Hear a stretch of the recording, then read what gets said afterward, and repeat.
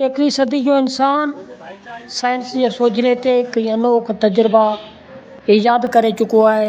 लाइलाज मर्ज़ ऐं कोड़ कैंसर कीमियाई तजुर्बनि मां कामयाब थी दर्द जूं दवाऊं बनाए सिहत जूं सहूलियतूं ठाहे पियो। जंहिं दौर में टार्च ऐं शुआनि जे ज़रिए पेट में पियल पथरी खे टोड़े टुकड़ा कयो पियो वञे, उन दौर में अॼु बि क़दीमी सिंध जी कंहिं कुंड में नफ़्सियाती दिमाग़ी मरीज़ खे या त संगरनि में जकड़ियो वञे थो या त जेली आमलनि भोपनि जे हवाले कयो वञे थो। अहिड़ो ई वाक़ियो मलकाणी शरीफ़ लॻ ॻोठ ख़ुदा जी हिसवाणी जे ॻोठ में थियो। ॻोठाणे हरीश कोहली जी ॻोरहारी घरवारी 30 सालनि जी संगीता ख़बर न आहे त कहिड़े मर्ज़ जी मरीज़ हुई, छो त मेडिकल खां परे दवाउनि खां दूर फ़क़्ति बोपनि जे धागनि फीड़नि जे हवाले हुई, जंहिंजी बीमारी जो को बि पतो न पियो। मुसलसल 5 रातियुनि खां ठाहियल घर जे मंदर अॻियां रोज़ भोपा पंहिंजनि अनोखनि तौर तरीक़नि सां संगीता ते तशदुद कंदा रहिया ऐं वारस जेके आहिनि उहे अखियुनि सां ॾिसंदा रहिया। संगीता जूं दाऊं घर वारनि जूं त निंडूं हराम करे छॾियूं, पाड़े वारनि जे कननि ते संगीता जूं दाऊं दर ठुकाइण लॻियूं हुयूं। मुसलसल 5 रातियुनि लाॻीतो सर्द रातियुनि जे लम्हनि में संगीता मां जिन ग़ैबात कढण जे लाइ भोपा तशदुद कंदा रहिया ऐं आख़िर तशदुद विघे भोपनि जे भर सां संगीता सुरकंदे साह जो सॻो टोड़े वेठी।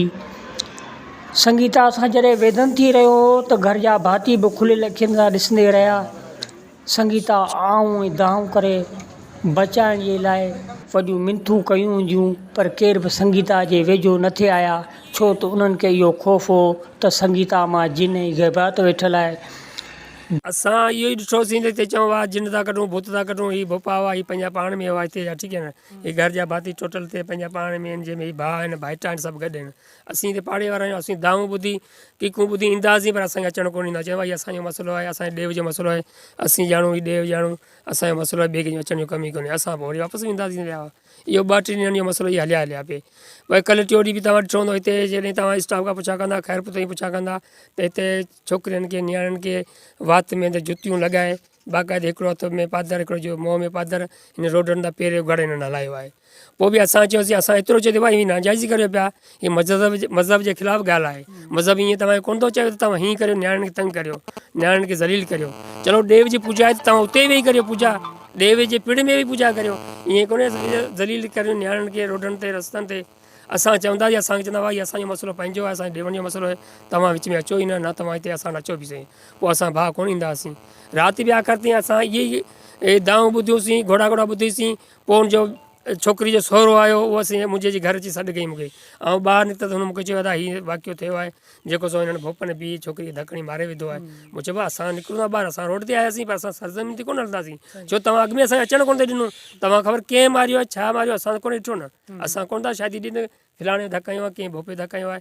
हीअ पंहिंजा पाण में 8-10 माण्हू जेके हुआ मायूं हुयूं, वधीक तव्हां ॾिसो पिया त आस्थानो ठहियो पियो हिते, सॼो सिस्टम हिननि जो हिते ई आहे, हिते प्रोग्राम थियो आहे। पोइ असां बि हिते सरज़मीन ते कोन आयासीं, असां वरी पुलिस खे घुराईसीं, पुलिस आई आहे, सरज़मीन कई आहे। वधीक तव्हां धणी सां बि ॻाल्हाए सघो था, छा तव्हांखे ॿुधाए थो भाउ आहियां। हाणे छा मामिलो आहे? मामिलो इहो आहे त मामिलो ॿियो कुझु ई कोन हो। मुंहिंजे मड़े खे घुरायो की तूं हिते अचु, हू हिते आयो 3 बजे कल्ह, हुनखे घरनि में वञणु कोन ॾिनो, चए कड़ो आयो पियो आहे। पोइ इहो मुंहिंजे मड़े वारा हिते ॿिए पासे घरनि में हुते राति टकी पिया। पोइ राति जो 1 बजे फ़ोन आई, पोइ हुननि भोपाल ईअं थी बसि सभिनीनि 4-5 ॼणा हुआ, हिननि मारे छॾी। न तुंहिंजे पैसा खां तुंहिंजी माउ गॾु हुई? हा मुंहिंजी माउ बि गॾु हुई। उनखे मिलायो न? न उनखे ई कोन मिलायो। तो ठीक कोन हुई जवानी पे? ना ठीक हुई, चंगी भली सजी सारी। बयान आया न कंधंध में फसाए करे लठू वठू हणे से मुंहुं भञे छॾियनि, बेदर्द सां मरी। चंगी भली को फॉल्ट न, कुछ भी कोन थींदो। कल तनो गुलामली हुई, उतां वठी आया नी। हाँ तनो गुलामली में वठी आया। रात असांखे इहो चयूं की भूपन मारे छॾी, मूं वारे भेणाए फ़ोन कई। भोपा उन्हनि जा चाचा आहिनि इहो हिते ई साॻी घरनि जा हिकिड़े ई घर जा आहिनि माना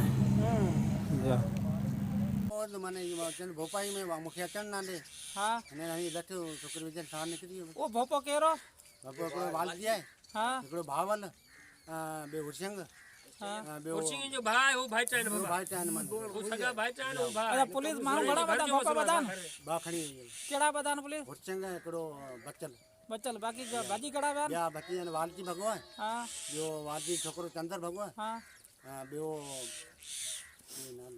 ई अच्छा घणनि ॼणनि खां छोकिरी तशदुद कयो छोकिरी के जिन हो छा ना न किथां आहे जिन छोकिरी जे बि जिन कोन हो पोइ छा हुनखे हथ सां तशदुद कयो अथनि धक कया अथनि चवंदा माना जिन आहे इन हिसाब सां पोइ धक कया अथनि घणनि मारियो ॼणनि खां अथनि ये बड़ी 4-5 ॾींहं थी विया चार पन्नी लागी तो माना ही मारी न रहा भोपन ज़ालिमनि खे त ज़रो बि तरस न आयो, पर रत जा रिश्तेदार माइट बि जेके तमाशाई बणिजंदे ॾिसंदे रहिया ऐं आख़िर में संगीता जो साह सुॾकंदे सुरकंदे शरीर मां निकिरी परवास थी वियो। इतलाउ ते कानून हरकत में आयो। पुलिस ॿिनि भोपनि खे हिरासत में वरितो। माउ पीउ ऐं भाउ संगीता जे सर्द लाश मथां रोंदे इंसाफ़ जूं अपीलूं कंदे कातिलनि खे पिटूं ऐं पारातो ॾियणु लॻा हुआ। हिन सोशल मीडिया जे तेज़ तरीन दौर में जिते कंहिं कुंड में को वाक़ियो थिए थो त दुनिया सिकड़नि में ॾिसे थी, पर अफ़सोस संगीता सां थींदड़ मुसलसल 5 रातियुनि जूं तकलीफ़ूं, दर्द, सूर, सितम, ज़ुल्म, तशदुद कंहिंजे बि अखियुनि आॾो न अची सघियो। ज़रूरत हिन ॻाल्हि जी आहे त हिन जहालत जे जहान जे वहशी भोपनि जेली आमलनि ख़िलाफ़ु वॾो जहाद कजे त जीअं भोपनि जूं भुंगियूं जेके उहे बर्बादु थियनि ऐं वरी अॻिते वरी ॿी गीता इन वहशी भोपनि जे वकड़ में दम तोड़े न वेहे। Vishal Rabari, voice of Sindh, London, Malkani शरीफ़।